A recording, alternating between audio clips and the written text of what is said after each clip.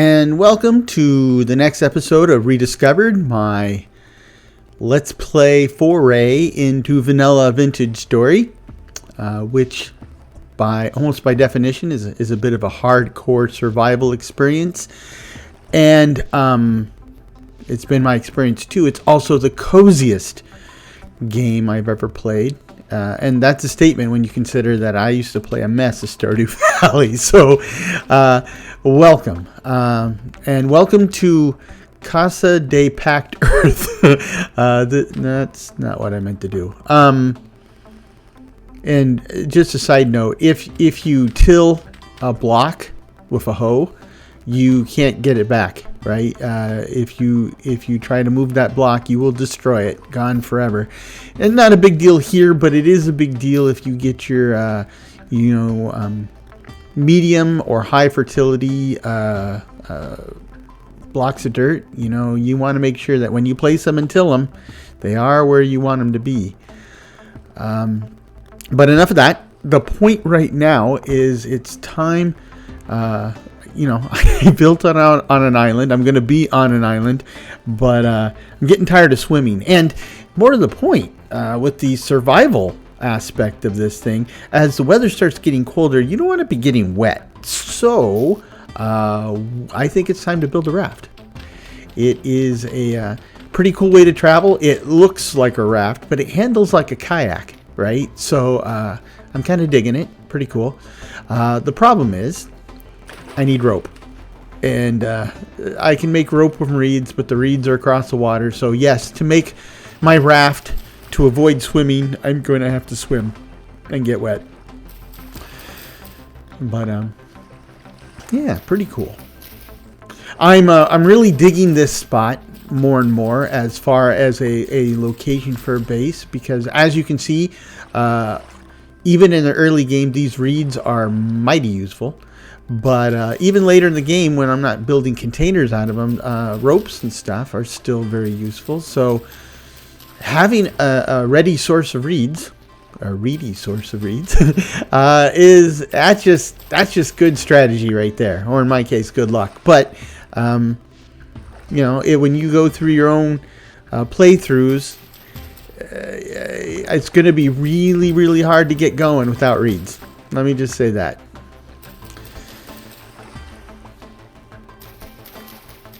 And let's face it, it's going to be really hard to get going with agriculture away from water. So I guess, and it makes sense, right? If you were out surviving in the wild, you would want to have a ready source of water nearby. So that's what we're doing here. So here's the thing about these rafts, right? First of all, you can pick them up and put them down. I usually leave them if it's like a big lake. I just leave them. I just try to remember where I parked, because inventory is already at a premium. Speaking of inventory at a premium, the raft can actually hold some inventory, but as you might expect, it doesn't come out of the box with any inventory. So here I am, gathering reeds again, trying to avoid any babies in baskets I might find. But what you do is you make a reed chest, which we made one of those before that requires 24 reeds, and then you can mount the reed chest on your raft. So that's pretty cool, and that's what I'm going to do here. The crude ore I made, which is on 0 on my tab, which looks like a stick because it's pretty much a stick. That's important, right? Because otherwise you'll hop onto your raft and you won't be able to do diddly squat with it, except sit on it, right? You need to have that crude ore in your hand to be able to control the raft. And after that, controlling the raft is just pretty much your direction keys, right? Except it's a vehicle, so you can't you can't basically shift or slide directly sideways. You're going to have to back up and move forward and turn just like if it was a car. Some people have problems with that, but I don't think so. Caps lock and attach. Caps lock, and there we go. I have a raft with a basket. Kind of like when you're a little kid, you might have had a basket on the front of your bike. Though if you were a boy, somebody probably would have said that's not cool. Because, you know, in the past we were really wrapped up with gender norms and stuff, and I guess we still are, but let me just tell you, having a basket on your bike, whether it's a female thing or not, that's just mighty handy.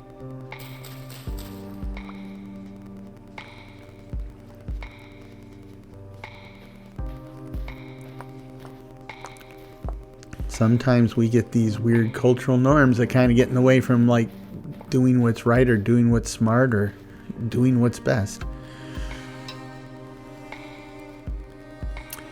Picking up all these rocks. Now the reason I'm picking up the flint because each piece of flint I pick up, that's a tool right there, a potential tool. I'm picking up these limestone rocks though because that is building material waiting to happen, and I think we'll get to that today. I've been thinking about what I would want to do for a more permanent shelter. As much as I love Casa del Packed Earth, I think we can do better. I mean, definitely do better, but I think we need better. Even though I am in an island or on an island in the lake, well, not at the moment, but that's where my home is. I think we go a little bit further to protect my assets, cover my assets. So what I kind of have in mind is a little bit of a fortified tower, like a keep. There are a bunch of puffball mushrooms down there. Keep that in mind. Food is still at a premium. We've got just a little review. In the last episode, we ended when we started baking some clayware, right? And that clayware is very important. As you noticed, you get hungry fast. I mean, I'm at half hunger now. And food doesn't go very far. But among the clayware items we created is a cooking pot, and the items made with a cooking pot go much, much further. So we won't be ripping through our food so fast, which is good. Give us a chance to collect some. And the food that we pull out of there is going to be healthier for us. So kind of flies in the face of those the people who advocate for paleo diets, especially raw paleo diets. Yeah, I don't think you're going to enjoy Vintage Story too much. But for the rest of us, especially those of us who are hardcore omnivores, then yeah, this is cool. I don't know if I mentioned it before, but like out of your foods, so there's different food groups, right? So there's fruit, meat, vegetables, grains, and dairy. Now I've never played with the dairy. That's kind of an advanced game type thing. But all the rest, you know, the fastest to spoil are the fruits, in my experience. I haven't got any tree fruits, but the berries go bad, like, if you blink. Next is the meats. They don't last long. Then come the vegetables. The vegetables, though, actually last for a long time, and if you build a cellar or any type of decent food storage, they last in terms of years. And then there's the grains, and if you thought the vegetables were long lasting, they ain't seen nothing yet. The grains last forever.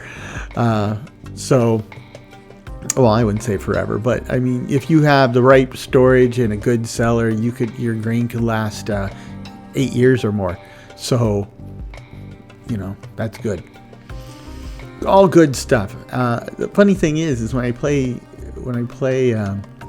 Vintage Story, I mean, you know, in Minecraft you can have there's a rabbit or something out there. In Minecraft you have all sorts of different foods and you can make them, but that doesn't hardly ever get to me. But In this, oh man, you don't have anything in your hand when you try to pick up a stone. But in this game, talking about food, it makes me hungry. And even more puzzling about that is I just ate lunch an hour ago. Uh-oh, a bow torn. So these guys fire stuff at you. They kind of hurt, but they're wimps. Of course, jumping on the floor doesn't hurt. I mean, help. They run. They will not handle melee. Nor do they handle drops, I bet. In this game, stuff will run away from you and stuff will run off a cliff face into a deep hole. And I think that's what happened here. I think he fell to his death. He didn't have much left. Nope, he didn't fall to his death. The putz is still down there. Oh, no place to fall. Oh, I think that did it. That did it. I can't go down there and get him. But that is a tactic. Animals fall in the pits all the time, especially when they're running. Ooh, Pete. I just noticed a Pete. So we got to mark this Pete spot.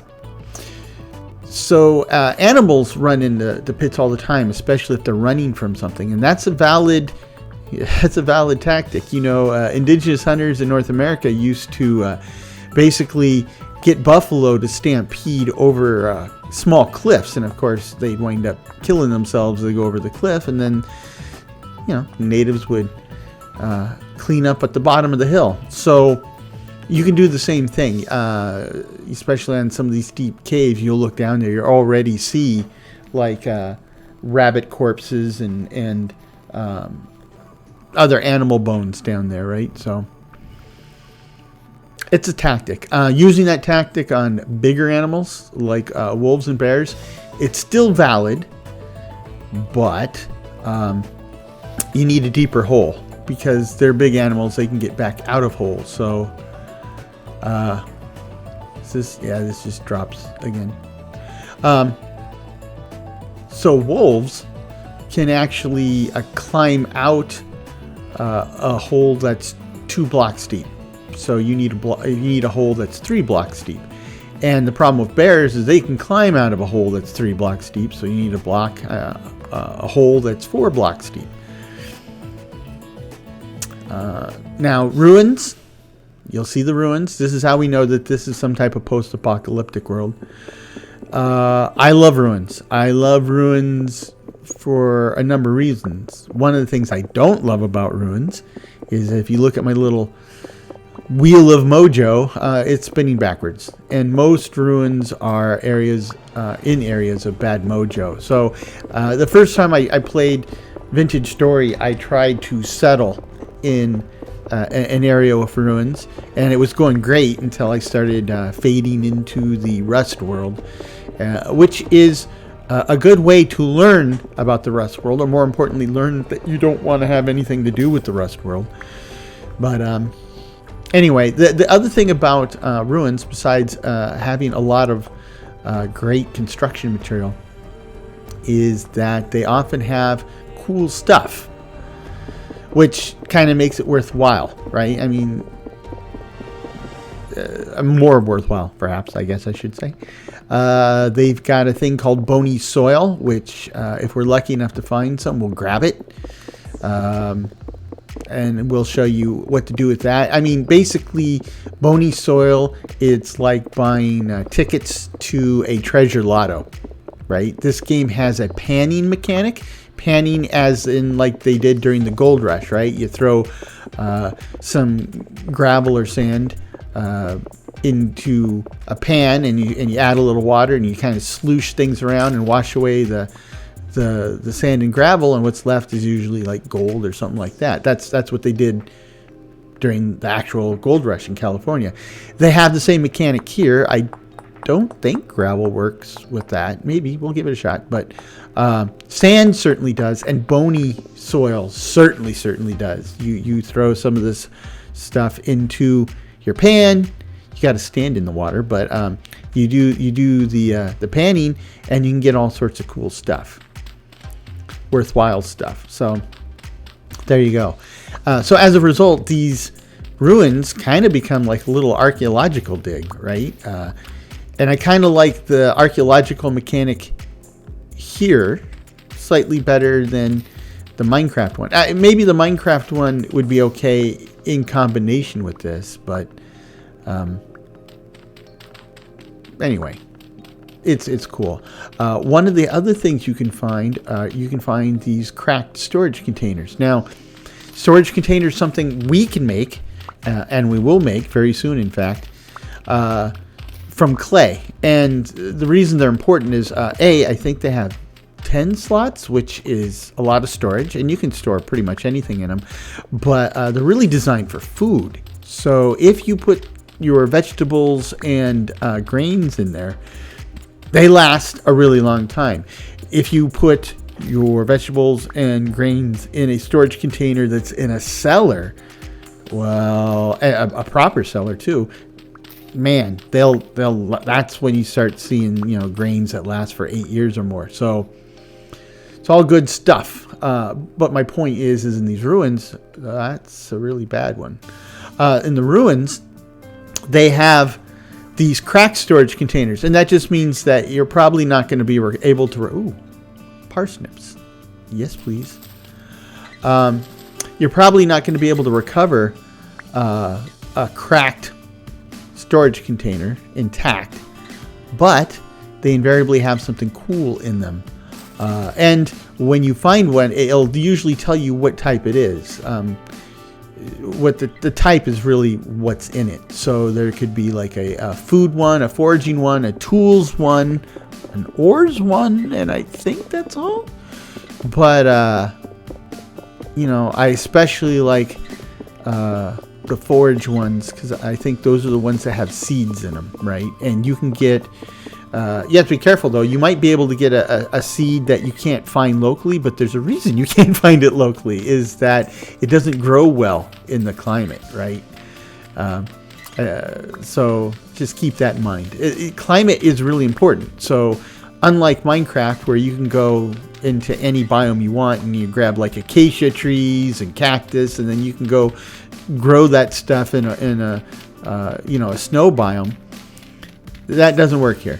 It doesn't work here, because as you might expect, they've put some thought into almost every aspect of the world in terms of realism and believability, and that mechanic was probably one of the first ones they did. Ooh! So you can see I've been collecting and knocking down these blocks of limestone cobble. But now I've found something different, right? I've seen these aged, polished rocks, limestone rocks. And when you see them, that usually tells you you might be onto something good. And when you see them kind of like gathered around a single block, like a hole that might possibly be an access point, like you open it up and it's an access point down into some type of ruined chamber. And of course, that's the chambers like that. That's where you're most likely to find goodies. So there you go. Where'd I park?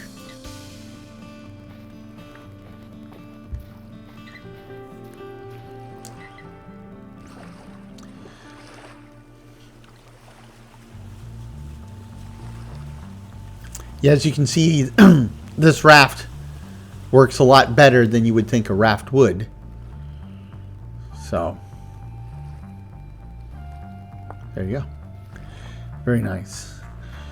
So we still have our clay items are still firing up.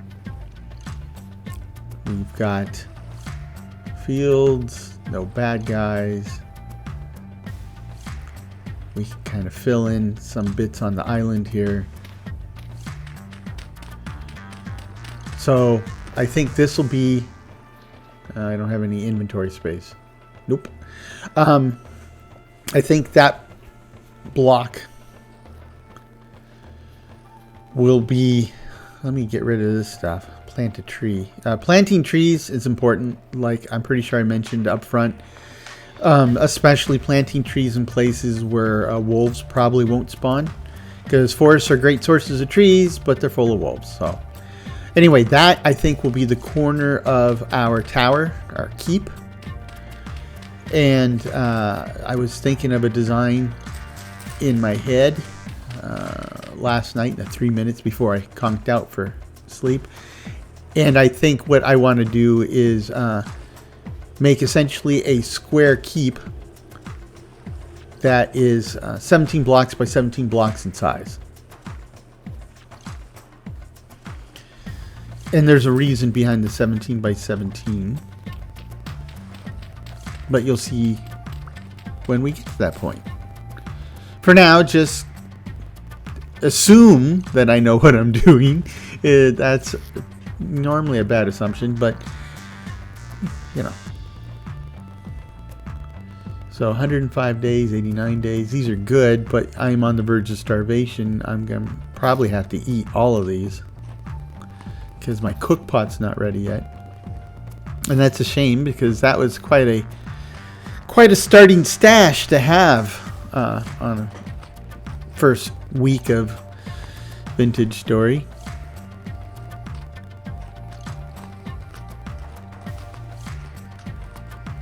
You know, I do find it interesting that what people eat in real life versus what they eat in games. So my girl's best friend, my girls are twins and they share the same best friend, and I drive all three of them to and from school every day, and they all like to play games. I was asking their friend, who is Indian, right, South Asian, and a vegetarian, if she eats meat in Minecraft, and she's like, oh yeah, absolutely, right? So it was interesting because they don't eat meat at home in real life, but when it comes to a game, you betcha they're gonna chow down on meat. It opens a very interesting conversation about personal belief systems and what they're driven by, or whatever. It's just fascinating. I'm sure there's some graduate student somewhere that's written a paper on the psychology of something like that. But now, what I'm part of the keep tower design will be proper cellar. For now, I will have ladders going down. Eventually, I'll have a staircase. Because, come on, we're civilized, right? This whole ladder thing's cool if you're at camp, but not cool here. Oof. And right away we run into limestone. Well, rock. So, it's not high enough. I need it to be a little higher, but we'll get to that. We will get to that. There is a method to my madness, just like all my other Let's Plays. It won't be obvious at first, probably, but we'll get there.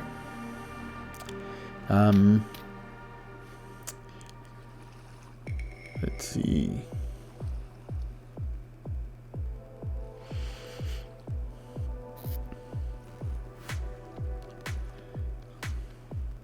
So I grab this clay and I pop it into the middle of my crafting grid, and I take these limestone rocks I've been picking up and surround the clay with the limestone rocks, and I get more limestone cobblestone. And it's for building, it's maybe not my favorite brick to build with, right, or block to build with, but it's like the number 2 favorite block, and it comes in different flavors, right? Whatever stone you have available, there's a cobblestone flavor of that. But it's like my number 2 favorite block to build with. But you know, any block I would like better, or any other block I would like the same, they're all much more expensive to build or more involved. So this makes a fantastic and easily accessible building block. Plus, they're pretty cheap. Not as cheap as I'd like. Oh, I hate that sound. When your tool breaks here, like it just did, it sounds like a bone breaking. Oh my god! I got the heebie-jeebie shivers now, but that's why I hate playing the games where you can break a bone. Oh man, you fall and you break a bone and it makes that. Oh, just stop it. Oh god.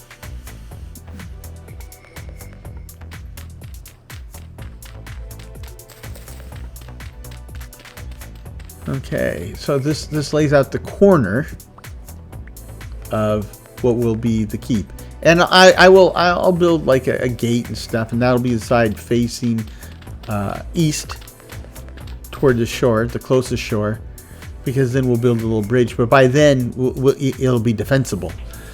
The other sides we'll try to keep out no bridges, right? We'll try to keep them facing open water.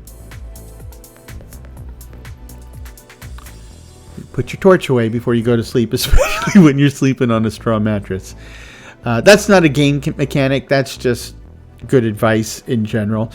I mean, there are things you can do in game that I wouldn't recommend doing in real life, and sleeping with a lit torch is one of them. Regardless of what type of bed, but even more so if you're sleeping in a hay bed. Okay. It's going to be a beautiful morning, clear, bright, sunny, no beasties in the immediate vicinity.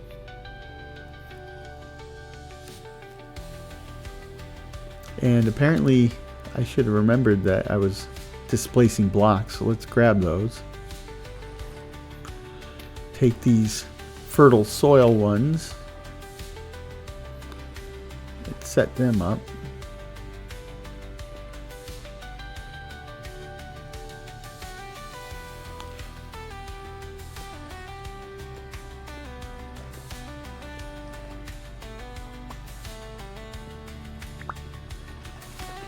And then I think, oh, nope.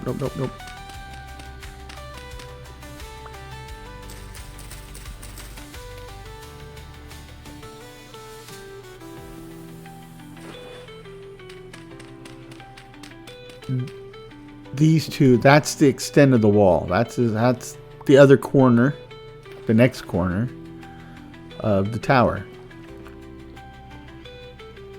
And this tower should give me plenty of living space. Since I am by no means a vintage story expert, I really have no idea what the future of this playthrough holds. So the first time I played through for several hours the first time just to get a feel for it, and I made the mistake of building just what I needed at the time, and then invariably within an hour or two I found that I needed more. And so I kept expanding, and it looked pretty goofy, right? Which, truth be told, that's how a lot of buildings were built in the old days. You need a living quarters for the fam, so you put that in. But then you need a workshop, so then you add a workshop. But then you need a place to store more stuff, so you add this other little storage room, and it looks pretty goofy after a while because everything's just kind of glommed on.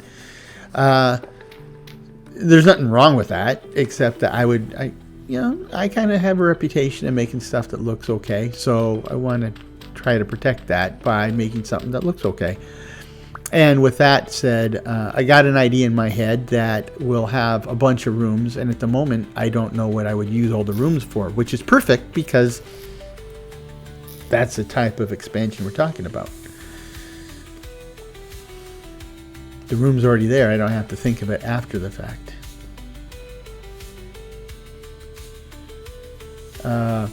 You definitely don't want to kill off reeds, right? So if a reed is in your way, use your knife on the base block. That'll give you a rhizome, which is basically the root of the reeds. And if you're really desperate, you can eat that, cook it and eat it, but it's not great.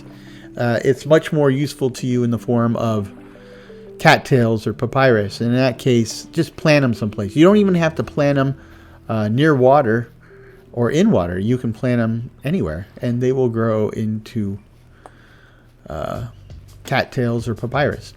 Now, something else that works for berry bushes too. So as we expand the island at some point, I want to have enough real estate that once we know where the tower sits, we can actually start planning for our own little private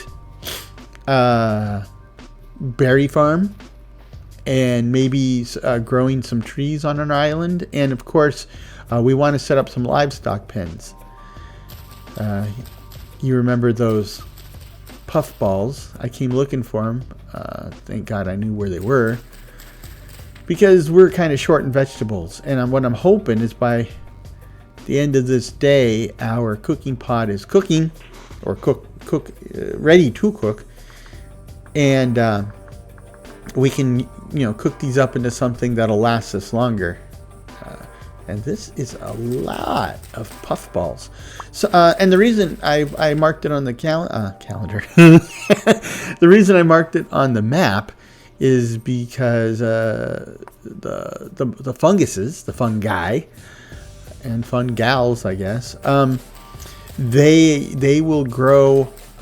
They tend to grow in the same place. So in this case, these are growing on the ground. If I don't blow away this ground, they will probably reappear here, though it's not clear to me whether they reappear here every year or if they can reappear here more than once a year. Still, recurring mushrooms, one of the longer lasting storage foods in this game. Yeah, please. You can also find fungus on trees. Now, that's usually in the forest, and I'm doing my best to avoid the forest, but in those cases, same deal. You just pick them off the trees, and if you don't cut down that tree, then you'll be able to get more of that at some point in the future. I will give you a word of caution that when you get a fungus that is unfamiliar to you, unlike real life, you could look at the game stats for this thing and it will tell you if it's poisonous or not. And here's the trick, right? Every fungus you pick up, if you look at the game stats, it's going to tell you that, hey, this is going to give you this much food value. And you're like, oh, cool. You got to keep reading. You got to keep reading, because the next thing it'll tell you, too, is if there's a minus in hit points for eating it. And there's the kicker, right? So you can, this one will give you some food value, and yay for you, but it will kill you deader than a doornail. So bad for you. So, but puffballs and red wine mushrooms are, I know those are good, because I've been here before. Well, not here, but in the game, exploring them.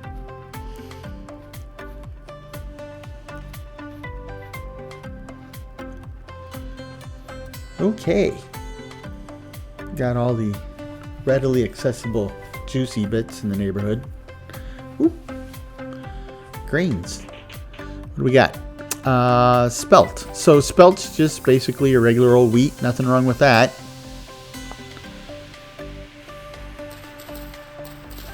I know it has a different name, but it's spelt the same.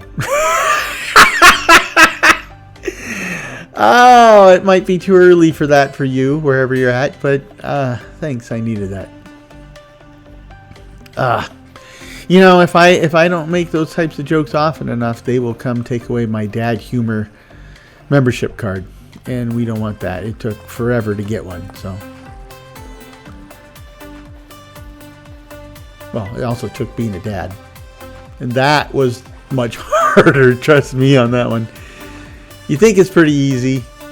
It's not as easy as you think.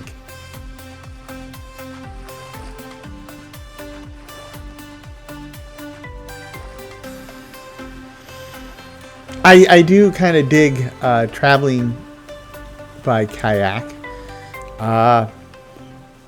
because it's among the safest ways to travel, right? As far as I know, there's no sharks or sea monsters or anything. Ooh, my stuff's done in this game. So traveling by water is generally pretty safe. Stuff won't get you out there. And so the wheat's planted. Let's grab this stuff.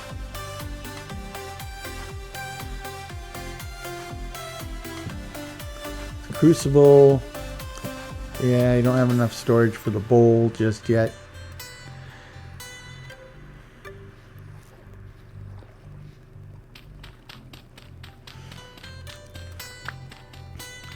So here's what I'm going to do. Put the cook pot in the fire. Now I can grab the bowl. It's not grabbable. I gotta get down there and get it. Okay, let's seal this up. And let's get this fired up. I don't need a lot of sticks. And I got some, well, okay. I got some of these. So for cooking, you get 4 slots. You can have up to 6 items in any slot, but you need to have the same number in all the slots. So I'm going to do 4 of everything, right? Because I have 9 grain. So 1, 2. Now, if you put stuff in the slot and it doesn't have anything listed as to that will be created, then you have an invalid recipe. But in this case, I'm going to create some spelt porridge with mushrooms, and that works for me. Make sure you don't get rid of all the flammables.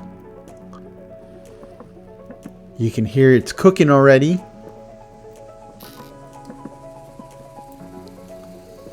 So then I can put the crucible here. And you can see right there on the top, that green arrow on the top, it's heating up. When that green arrow is filled up all the way, then the dish is done. We're ready. Put down my crock pot. Crock pot is a place to keep foods once they're done. And I definitely want to wait for this batch of food to be done because I'm hungry.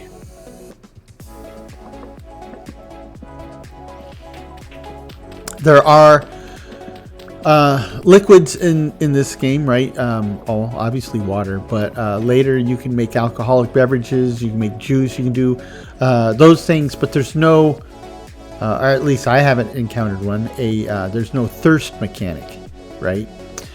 So, and I actually haven't drunk anything, so I'm not quite sure how that works. Is it just completely optional, or if it has, if it feeds into your hunger mechanic at all? We, when I was living in Jackson, Wyoming, and I was working with the guys in the,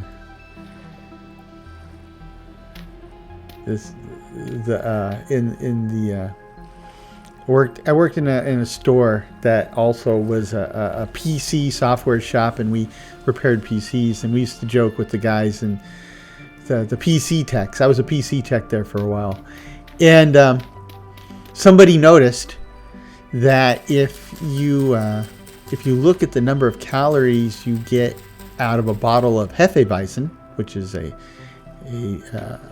beer, the number of calories you get out of drinking one of those is about the same as the number of calories you get from eating a pork chop. And so that was the joke, right? Is you have a liquid lunch, a pork chop in every bottle. Oh my gosh. It's kind of funny because when I think about that, that was a long time ago. That was 30 years ago. Yet it doesn't seem like 30 years ago. Yeah, let me just point out that when you get to be my age, time is a relative thing. It's confusing more than helpful.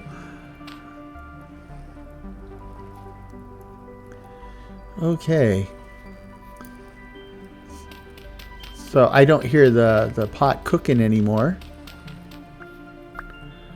And look, see, it's done.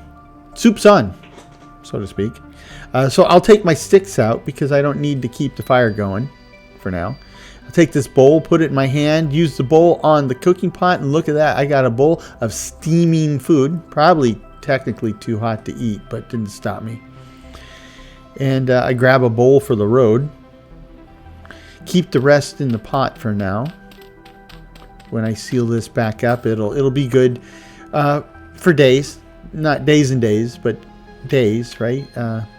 I will definitely I will eat all that up. None of that's going to go bad. And I think I got an idea here. I can start moving all my cattails over here into my agricultural fields because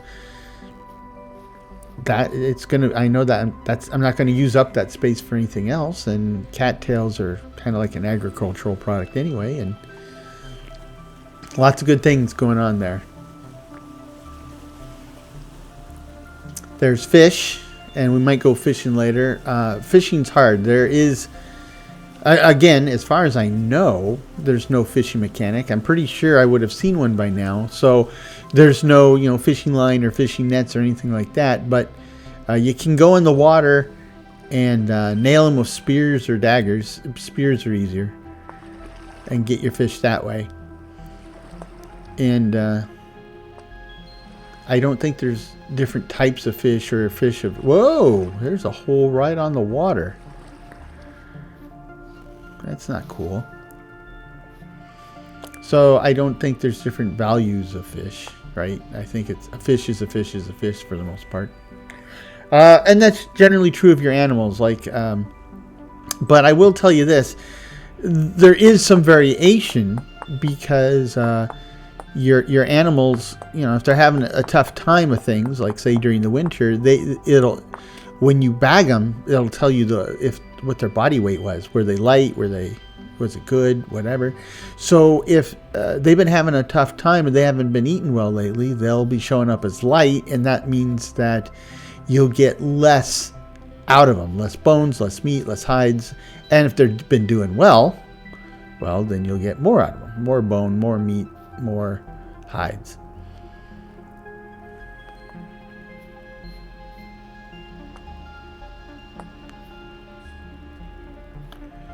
So back over to here. Let's see. Oh, so I guess it goes to nothing. See, I expected this would be where the little room is if there was a little treasure room, but there is no little treasure room. Kind of disappointed. Something about those treasure rooms. With the default settings, most of the stuff in the treasure rooms is not immediately usable. Right? It'll tell you that it's cracked or broken, or and basically says if you try to grab it, it's gonna break. So there you go, bony soil. This is the stuff I was talking about. We'll grab this. So, you don't... The way you get those items is there's a glue you can make in the game, and you can use the glue and then use it to patch the stuff up, and then you can grab the stuff. Now, when I set up this world, I actually changed that mechanic. I said when you find that stuff, you don't need glue to fix it so you can move it. You can just grab it. And the reason I did that is because 9 times out of 10 that stuff's pretty much useless, right? And this is maybe another complaint. I wouldn't say complaint, suggestion for this game is that they've implemented a lot of stuff, but there's still a lot of stuff left to implement. And these recovered treasures, and when I say treasures, we're talking, they're not really treasures, right? Like a lot of times it's a crate or a bed or a table or a chair, which in most games, that's not treasure. In this game, it's treasure. But the thing is even if you repair it and bring it home, it's non-functional. So I can build a chair and I can sit on it, but if I grab this ancient chair that's been glued together, I can't sit on it. which kind of begs the question, well, what good is it, right? Why go to the trouble of going to these places and getting this stuff? Well, that's why I took out the glue mechanic. If these things aren't particularly useful to me, then why am I risking all this extra time and effort to try to gingerly restore them and pull them out of there? So there you go. So if we find some, I'm just going to grab it. And if you know enough about the game where you're like, hey, he didn't glue that together, that's why. Excuse me. Another thing you might have noticed, like this block here is an insulating block face, which is, I think, probably just a sign that this isn't fully implemented in the game yet. But what it's telling you is that's a chiseled block. And what chiseled means is that in this game, in the vanilla game, no mods necessary, you have the capability of chiseling blocks. And let me just tell you, the chiseling mechanic in this game is fabulous. I mean, we'll get to it at some point in the future, but it is fabulous. And so when you see these blocks here, it just tells you that this was already a block that has, well, it wasn't chiseled, it was generated this way, but when you try to recover the block, you're not going to get the whole block. In this case, they'll give you some limestone stones or whatever, but so it's still worthwhile in my case. I want those limestone stones, but when we start chiseling our own blocks, you will be amazed at what you can do with it. And in fact, the way I look at it is I anticipate that's something that I'd be doing a lot during the winter, right? Because, you know, in real world survival, say that 20 times fast. Real world survival, you work like a dog all through the spring, summer, and fall, because you need to make the most of those hours of daylight where you're preparing for food, preparing for the winter. Then winter comes, and the days are short, and you're usually, because of the weather, you're often holed up in your little house with not a whole lot to do. So that's the time that you're eating your stored food and you're doing stuff indoors. And that's like like with native peoples, they would be sewing new clothes, tanning, carving, working on different tools, doing all that stuff you can do in your free time that you're normally too busy to do at the other time. And in this game, that includes carving. Or chiseling. So it's a fantastic mechanic. It's a sophisticated mechanic, and I'm glad they put it in earlier rather than later. I think it's one of the things that really helps distinguish this game from Minecraft. I mean, there's a mod that lets you chisel in Minecraft, and that's pretty awesome. But this is built into the base game, so. Yes, please.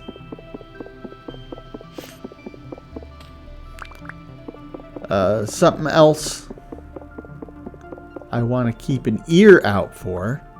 This game has pretty good sound, right? So first of all, you want to keep an ear out for wolf howls. Because if you can hear a wolf howl, that means there's a wolf close enough to hear. And that's alarming. The louder it is, the more alarming it should be. Wolves can be singles.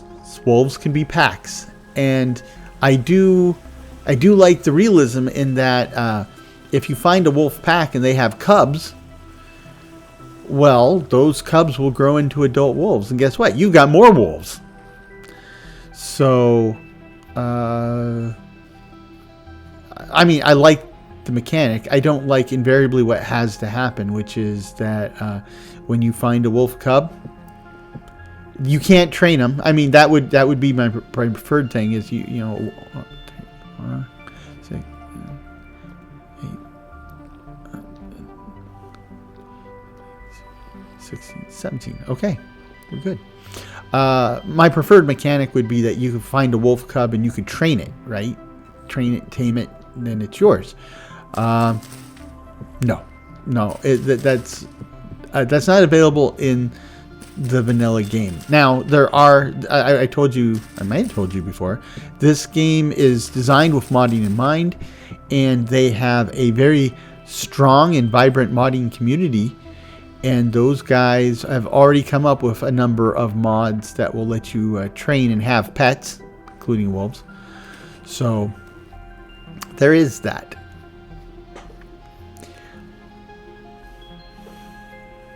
But without that mechanic, and since we're playing vanilla, I don't have that mechanic. Wolf Cub, it's got to go.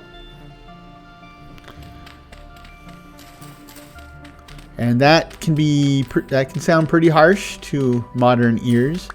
But then again, for most of us, sitting on our couch or in an office chair, nice tasty beverage by our arm, leaning back in our keyboard in our air-conditioned or heated room, playing a game.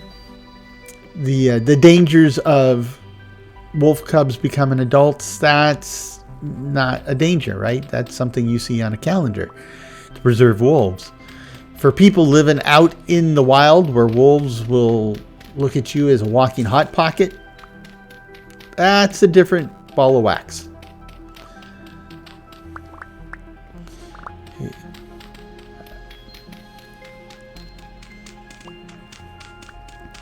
It's one of the things that comes up all the time, right? Here in the Northwest. Oops. They're trying to reintroduce wolves to the natural wilderness areas. And of course, once they get set up, they do pretty well and they start multiplying. And then the local farmers are upset because the wolves start taking out livestock because, wolves are like, oh, a buffet. Thank you. And it's interesting because it's very rare that I talk to somebody who has an opinion that's not on one polar end or the other, right? Because I have relatives and stuff that are farmers, and they are very much against wolves, right? They just as soon see them wiped out. They don't care if they do go extinct, or if we got to protect them well away from their farms. But and then you have the people who have nothing to do with farming, and they're very much into, we need to preserve these wolves at all costs. It's very rare that I find people in the middle that say, I see both sides, and it is a sticky situation. Those are my people, and I don't find many of them. So, anyhow, all these reads, I think, are going to get in the way of what I have planned. And now that I know where I want to put them, I can knock them out of here. Start planting them in here between our crops.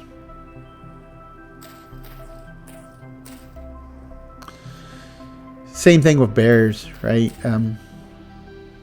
Bears need a lot of space. They need protection to be maintained as a species, but there are a lot of people who just as soon see no bears anywhere ever again.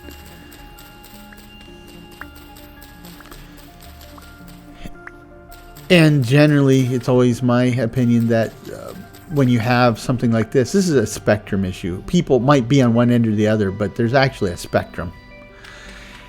And for a lot of people, like I said, they pick one extreme or the other, and it is a nuanced thing. There is a reason why we need to protect all these different species and the wildlife, and there's a reason why we need to be careful about how we protect them, because we need to eat too, and we can't have them go wolfing down, so to speak, all of our livestock. Certainly, and not unless we're willing to pay farmers a lot more for their losses because of the wolves. Anyway, I'll get off that soapbox. It's not my soapbox anyway. But look at this. Now, here we are. I have food still in the pot. I got food in my hand. My hunger bar is completely filled. We actually still have some grain and some mushrooms left in my food chest, which I've been storing dirt in. We'll try to keep biologics in there for now, but storage is a premium right now. So let's make some more cobblestone bricks.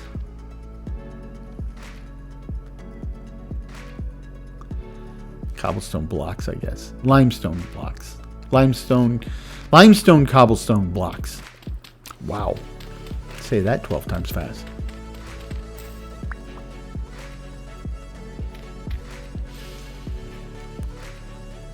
I will say that so far I've been kind of lucky in that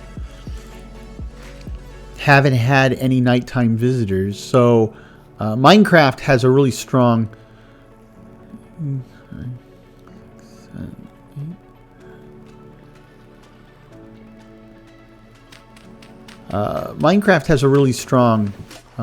spawning mechanic, or a mechanic that's based on light, right? So if it's dark, stuff spawns, and so you want to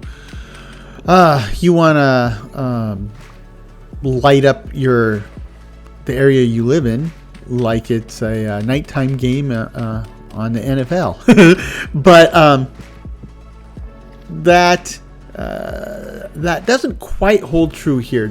So darkness is not cool here because animals can despawn in darkness. So if you have your farm animals, if you have your own domesticated animals and you leave them in pure darkness, they could despawn. So you don't want that. But also, pure darkness is where the bad guys spawn. Specifically, the supernatural creatures like that bowtorn that we saw.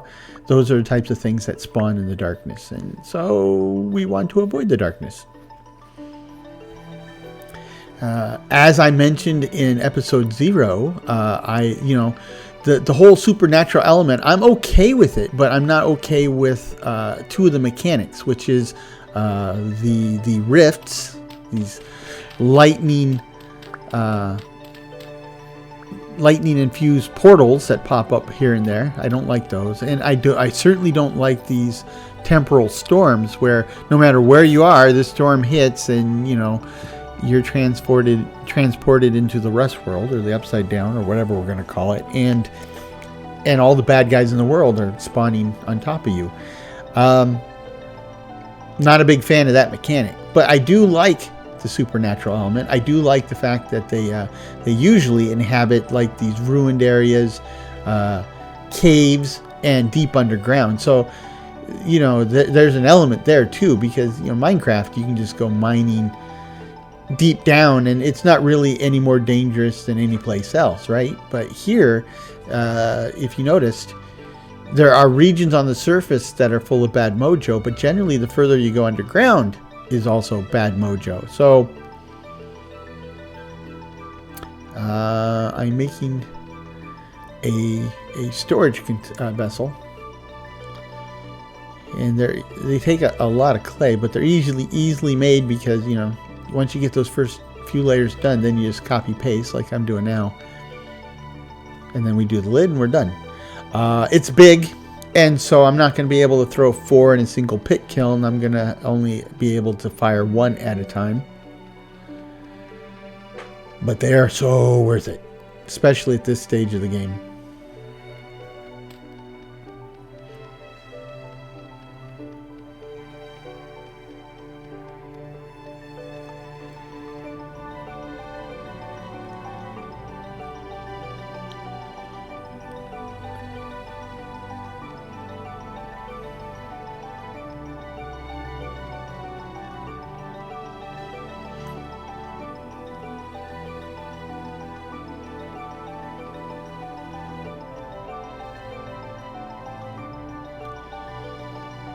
And this should do it, I think. There might be one more layer after this, but I doubt it. I think this is it. Oh, I was wrong. Cut and paste.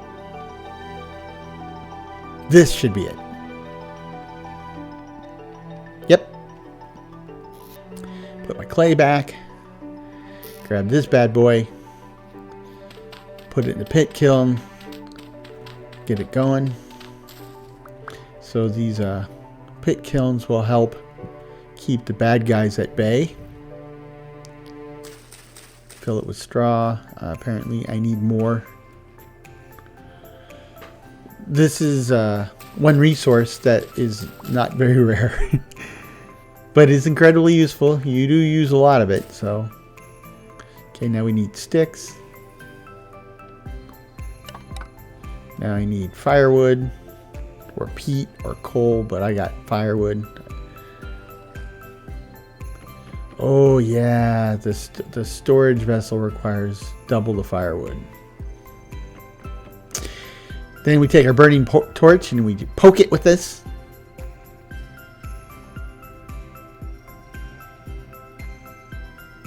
Burning torch is a much better fire starter than an actual fire starter, for obvious reasons. And there we go. So we got our clay pot, clay storage vessel is on its way. Good. We've got the basic foundations almost laid out. Let's see. I got decent amount of food still. Can't get off my bed. How did I get it off? I've slept here before. How did I get off before? I think I need to crouch and then move. There we go. Bizarre. Swap out torches. The reason I do that is because torches, if left burning out there in the environment like that, they'll last 48 hours. But if you knock down a torch and put it in your inventory, it resets the timer. Now that's kind of an exploit, but in this case, torches are only 2 grass and a stick anyway. It's so I don't think it's a major exploit. It's more of a convenience thing. So I will do that. Kind of cloudy today, overcast. Huh. As we dig out this